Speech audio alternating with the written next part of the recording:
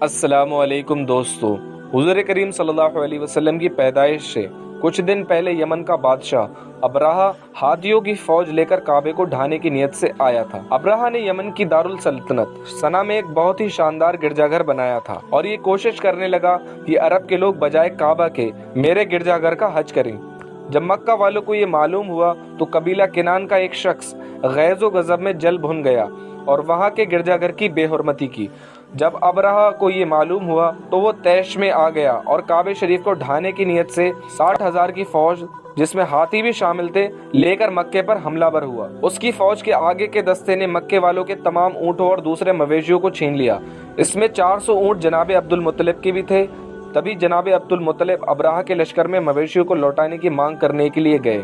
یہ سن کر ابراہا اپنے فرعونی لہجے میں کہنے لگا کہ اے سردار مکہ، سن لیجئے، میں کعبے کو ڈھا کر اس کی اینٹ سے اینٹ بجا دوں گا اور روح زمین سے اس کا نام و نشان تک مٹا دوں گا۔ اس گفتگو کے بعد ابراہا نے تمام جانوروں کو واپس کر دیا۔ ابراہا جب صبح کو کعبے کو ڈھانے کی نیت سے اپنے لشکر زرارہ اور ہاتھیوں کے ساتھ آگے بڑھا اور مقام مغمس میں پہنچا تو خود اس کا ہاتھی، جس کا نام محمود تھا، وہ ایک دم بیٹھ گیا۔ ہر چند اس نے بار بار کوشش کی کہ ہاتھی اڑ جائے، مگر ہاتھی نہ اٹھا۔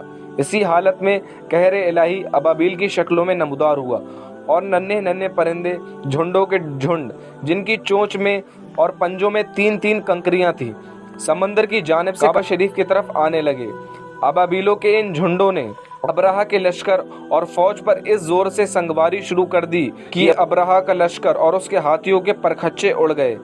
ابابیلوں کی سنگبری اللہ کے قہر کی ایسی مار تھی، جب کوئی کنکری کسی ہاتھی سوار کو پڑتی تھی تو اس آدمی کے بدن کو چیرتی ہوئی ہاتھی کے بدن سے پار ہو جاتی تھی۔ ابراہا اور اس کے ہاتھیوں سمیت اس طرح ہلاک کر دیا گیا کہ ان کے جسموں کی بوٹیاں ٹکڑے ٹکڑے ہو کر زمین پر بکھر گئیں۔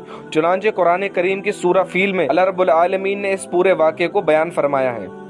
دوستو، اگر آپ کو انفارمیشن اچھی لگی ہے، سبسکرائب